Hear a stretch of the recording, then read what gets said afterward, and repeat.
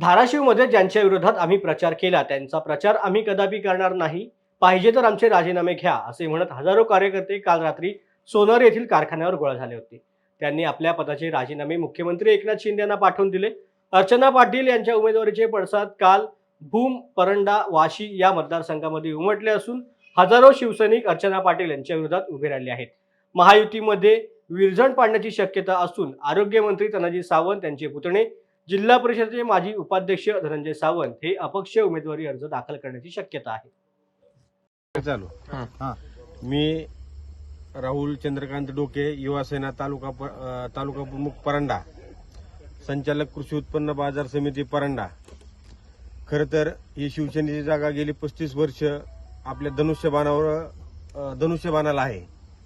पण ह्यावेळेस भाजप, शिवसेना, राष्ट्रवादीची युती असल्यामुळे ही जागा राष्ट्रवादीला सोडण्यात आली. खरं तर ह्या जिल्ह्यामध्ये राष्ट्रवादीचं वलय राहिलेलं नाही. आम्हा सर्व शिवसैनिकांना हे सुद्धा मान्य झालं असतं, जर भाजपला जरी जागा सुटली असती तरी आम्ही एक दिलाने त्या उमेदवाराचं काम केलं असतं.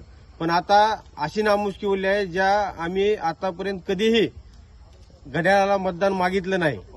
आणि विशेष म्हणजे आम्ही जरी सांगितलं तरी शिवसैनिक आमच्या खालचं मान्य करणार नाही.